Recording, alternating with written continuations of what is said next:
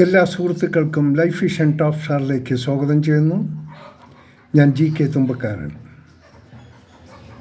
ഇന്നത്തെ വീഡിയോ നമ്മുടെ മോശമായ ഒരു സാഹചര്യത്തെക്കുറിച്ചാണ്. ശരിക്കും പറഞ്ഞാൽ നാം എല്ലാം, പ്രത്യേകിച്ച് കേരളത്തിലുള്ളവർ, ഒരു യുദ്ധ സമാനമായ ഒരു അന്തരീക്ഷത്തിലാണ് നമ്മൾ ജീവിക്കുന്നത്. ഒരു വലിയ ഒരു പൊട്ടിത്തെറിയുടെ ആരംഭ ദിശയിലാണ്. ഇപ്പോൾ തന്നെ നമ്മൾ അതിനുള്ളൊരു പരിഹാര മാർഗം കണ്ടില്ലെങ്കിൽ നാം വലിയൊരു ദുരന്തത്തിലേക്കായിരിക്കും നമ്മൾ ചെന്നെത്തുക.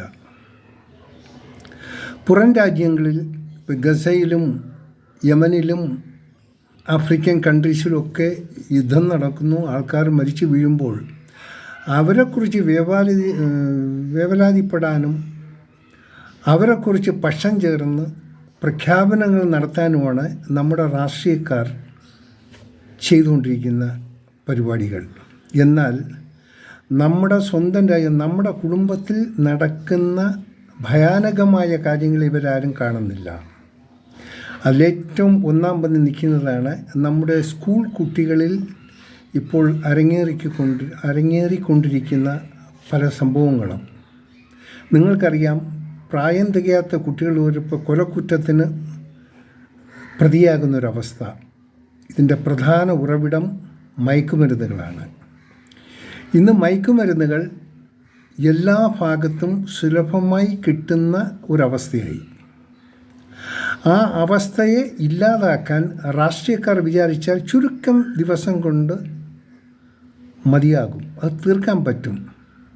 അതിന് കഴിവുള്ള പ്രഗത്ഭരായ ഉദ്യോഗസ്ഥർ ഇന്ന് നമ്മുടെ സേനകളിലുണ്ട്. അവരെ നിർജീവമാക്കി അവരെ ശരിയായ രീതിയിൽ പ്രവർത്തിക്കാൻ അനുവദിക്കാത്ത ഈ രാഷ്ട്രീയക്കാരാണ് ഇതിൻ്റെ പ്രധാന ഉത്തരവാദികൾ. ഈവൻ രാഷ്ട്രീയക്കാർ വരെ ഇപ്പോൾ ഈ മയക്കുമരുന്ന് മാഫിയകളുടെ കൂടെ യാത്ര ചെയ്യുന്നവരാണ്. അപ്പോൾ പിന്നെ അവർക്ക് കൺട്രോൾ ചെയ്യാൻ പറ്റില്ല. നിസ്സാരം 8ാം ക്ലാസ്, 9ാം ക്ലാസ്, 10ാം ക്ലാസ് പഠിക്കുന്ന കുട്ടികൾ വരെ ഡ്രഗ്സ് ഉപയോഗിക്കുന്നു. ഡ്രഗ്സ് ട്രാഫിക്കിന് അവർ സഹായിക്കുന്നു, അവർ ഉപയോഗിക്കുന്നു. ഇത് എത്രയും വേഗം ഇതിനൊരു പരിഹാരമില്ലെങ്കിൽ നാം പല രീതിയിലും നമുക്ക് ബുദ്ധിമുട്ടുണ്ടാകും. ഈ ഒരു സാഹചര്യം കണക്കെടുത്ത് കൂടുതൽ അഡ്വാൻറ്റേജ് എടുക്കുന്നത് ഈ കുട്ടികളെ പുറത്തയക്കാൻ വിടുന്ന കുറേ ഏജൻറ്റുമാരാണ്. കഷ്ടിച്ച് 1% മാത്രം താഴെയുള്ള ജെന്യൂനായിട്ടുള്ള ആൾക്കാരുള്ളൂ. മറ്റവർ ചെയ്യുന്നത് നിലവാരമില്ലാത്ത പല യൂണിവേഴ്സിറ്റികളിൽ നിന്നും ഒരു അപ്രൂവൽ വാങ്ങി ഇവിടെ നിന്ന് സ്റ്റുഡൻസിനെ റിക്രൂട്ട് ചെയ്ത് പല വാഗ്ദാനങ്ങളും നൽകി അവരങ്ങോട്ട് അയക്കുകയാണ്. പാവം പിടിച്ച മാതാപിതാക്കൾ ഇവിടുത്തെ ഈ മയക്കുമരുന്നിൻ്റെയൊക്കെ ഇതിൽ നിന്നും കുട്ടികളെ രക്ഷപ്പെടുത്താൻ വേണ്ടി അവരുടെ കിടപ്പാടം വരെ പണയം വെച്ച് ബാങ്കിൽ നിന്നും ഭീമമായ ലോൺ എടുത്ത് ഇവരെ മറുനാട്ടിൽ അയച്ച് അവിടെ ചെന്ന് സ്വർഗം ആണ്, അവിടെ എല്ലാമാകും, ഉടൻ തന്നെ അവർക്ക് PR കിട്ടും, അവർക്ക് ഇത്ര മണിക്ക്, ഇങ്ങനെയുള്ള ഫാൾസ് വാഗ്ദാനം കൊടുത്താണ് ഇവർ അങ്ങോട്ടേക്ക് അയക്കുന്നത്. ഈ പാവം പിടിച്ച കുട്ടികൾ അവിടെ പോയി ബുദ്ധിമുട്ടുന്നത് ഇവരറിയുന്നില്ല. മാതാപിതാക്കൾ നോക്കുന്നത് കുട്ടികളെങ്കിലും സുരക്ഷിതമാകട്ടെ, അതിനുവേണ്ടി അവർ ചെയ്യുമ്പോൾ അവർ പോകുന്നത് വീണ്ടും വലിയൊരു പടുകുഴിയിലാണ്. സോ ദയവ് ചെയ്ത് എനിക്ക് പറയാനുള്ളത്, ദയവ് ചെയ്ത് നിങ്ങളോട് അപേക്ഷിക്കുകയാണ്, രാഷ്ട്രീയക്കാരെ, നിങ്ങൾ ഈ കണ്ടിട്ട് നടക്കുന്ന യുദ്ധത്തിനെ പറ്റി വിമർശിക്കുന്നതിന് പകരം നിങ്ങളുടെ ഉള്ളിൽ, നമ്മുടെ നാട്ടിൽ, നമ്മുടെ സംസ്ഥാനത്ത് കുട്ടികൾക്കുണ്ടാകുന്ന ഈ വലിയ വൻ വിപത്തിൽ നിന്നും ഇവരെ രക്ഷപ്പെടാനുള്ള മാർഗം നോക്കുക. അത് ഭരണപക്ഷമായിരുന്നാലും പ്രതിപക്ഷമായിരുന്നാലും നിങ്ങൾ ഒന്നിച്ച് ഇതിനുള്ളൊരു പരിഹാര മാർഗം കണ്ടെത്തുക. ഇല്ലെങ്കിൽ വലിയ ബുദ്ധിമുട്ടാണ്. ഇത് അവസാനം ഈ കുട്ടികൾ പുറത്ത് പഠിക്കാൻ പോവും, അവർ വിചാരിക്കുന്ന ബെനിഫിറ്റ് കിട്ടത്തില്ല, അവസാനം കിടപ്പാടം വരെ ഇല്ലാതെ ഇവർക്ക് തെരുവിലിറങ്ങേണ്ടി വരും. ഈ ബാങ്കുകാരെ കുറ്റം പറയാൻ പറ്റില്ല, അവർ ജപ്തി ചെയ്യും. കാരണം അവർ മറ്റ് ഡിപ്പോസിറ്റ് ചെയ്യുന്നവരുടെ പൈസ എടുത്താണ് ഇവർക്ക് ലോൺ കൊടുത്തതെല്ലാം ചെയ്ത്. അപ്പോൾ അവർ കറക്റ്റായിട്ട് അതൊരു ശരിയായ രീതിയിൽ ഓപ്പറേറ്റ് ചെയ്തില്ലെങ്കിൽ ആ ബാങ്ക് പൊളിയും. ബാങ്ക് പൊളിയാനുള്ള സാഹചര്യം ഉദ്യോഗസ്ഥർ ഉണ്ടാക്കില്ല. ഇപ്പോൾ ഈ കോപ്പറേറ്റീവ് ട്രസ്റ്റ് ഇങ്ങനെയുള്ള പലരും കാണുന്നുള്ള ആൾക്കാരെ കൊണ്ട് സീൽ വെച്ച് ആൾക്കാരെ പുറത്തിടുന്നു. അപ്പോഴത്തേക്ക് കുറേ സമരം വന്നു. പക്ഷേ എങ്കിലും ബാങ്കിൻ്റെ നിലനിൽപ്പിന് എല്ലാത്തിനും നല്ല രീതിയിൽ നടക്കണമെങ്കിൽ ഓരോന്നിനും ഓരോ ബുദ്ധിമുട്ടുണ്ട്. അതിൻ്റെ ടെക്നിക്കൽ പ്രോബ്ലം മനസ്സിലാക്കണം. സോ ആകെ ചെയ്യാമെന്നുള്ളത് നിങ്ങൾ ഈ മയക്കുമരുന്ന് ലോബികളിൽ നിന്നും നമ്മുടെ രാജ്യത്തെ രക്ഷിക്കുക, നമ്മുടെ കുട്ടികളെ രക്ഷിക്കുക. ഇതിനായി വേണ്ടത് വിപുലമായ ഒരു സംവിധാനമാണ്. ഇപ്പോഴുള്ള നമ്മുടെ തുരുമ്പെടുത്ത കുറച്ച് വണ്ടികളും ഈ കേസുകൾക്ക് ഇപ്പോൾ ഉണ്ടാകുന്ന ഈ ക്രിമിനൽ പശ്ചാത്തലം ഇല്ലാതാക്കാൻ വേണ്ട അംഗസംഖ്യ നമ്മുടെ സേനകൾക്കില്ല. കഷ്ടിച്ച് ചെറിയൊരു സേനകൾ മാത്രമുള്ള എക്സൈസ്, അതുപോലെ തന്നെ നമ്മുടെ പോലീസ് സേനയ്ക്ക് പിടിപ്പത് വർക്കുണ്ട്. പ്രധാനമായി നമ്മുടെ ഈ ഉദ്യോഗസ്ഥർ നല്ല ബുദ്ധിയുള്ളവരും നല്ല കഴിവുള്ളവരുമുണ്ട്. അവരുടെ കഴിവുകളെ ഉപയോഗിക്കാൻ രാഷ്ട്രീയക്കാർ തടസ്സം നിൽപ്പുണ്ട്. രാഷ്ട്രീയക്കാർ അവർക്ക് വേണ്ടി മാത്രം ജീവിക്കുന്നു.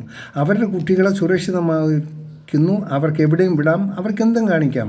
പാവം പിടിച്ചവരാണ് ഇവരുടെ ക്രൂരതയെല്ലാം കാണിക്കുന്നത്. ഇതിന് എനിക്ക് ഒത്തിരി പേർ എന്നോട് ഈ ഫോണിൽ മൂലം പറയാറുണ്ട്, നിങ്ങൾ ഇതിനെപ്പറ്റി ഒരു വീഡിയോ ചെയ്യണം, വളരെ അത്യാവശ്യമാണ്. ഞങ്ങൾക്ക് ഭയം തോന്നുന്നു ഈ രാജ്യത്ത്, ഈ സ്റ്റേറ്റിൽ ജീവിക്കാൻ തന്നെ.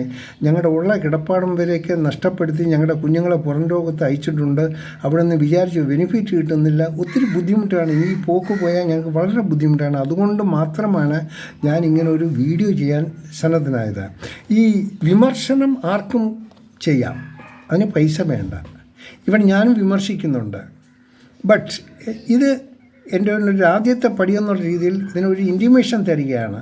ഇതിനെ എങ്ങനെ ഇല്ലാതാക്കാം, ഇതിനെങ്ങനെ ഏത് മാർഗങ്ങളാണ് ഉപയോഗിച്ചാൽ ഇതിനൊരു ശാശ്വത പരിഹാരം ഉണ്ടാക്കാം എന്ന് പലരും എന്നോട് പല ഐഡിയാസും തന്നുണ്ടോ. അതിനെല്ലാം ക്രോഡീകരിച്ച് എൻ്റെ 1-2 വീഡിയോയിൽ കൂടി നിങ്ങൾ ഈ കാര്യങ്ങളെല്ലാം ബോധ്യപ്പെടുത്തുന്നതായിരിക്കും. സോ ദയവ് ചെയ്ത് പേരൻസും ടീച്ചേഴ്സ്, നമ്മുടെ ഉദ്യോഗതലത്തിലുള്ളവർ, രാഷ്ട്രീയക്കാർ, ഭരിക്കുന്നവർ എല്ലാവരും ചേർന്ന് ഇതിനൊരു ശാശ്വത പരിഹാരം ഉണ്ടാകാൻ ശ്രമിക്കുക. ദയവ് നമ്മുടെ ഈ നാടിനെ ഒരു ഗാഡ് സോൺ കൺട്രിയെ വന്ന് ഇത് ഡ്രഗ് സോൺ കൺട്രിയാക്കി മാറ്റുക. ഇപ്പം തന്നെ ഏതാണ്ട് 60% ആയി കഴിഞ്ഞു. ഇനി ശേഷിക്കുന്ന വെറും ഒരു 40%. അതിനുള്ളിൽ വെച്ച് ഇതിനൊരു പരിഹാരം കണ്ടെത്തിയില്ലെങ്കിൽ നമുക്കെല്ലാം ഇവിടെ ജീവിക്കാൻ പറ്റുന്ന അവസ്ഥയായിരിക്കില്ല.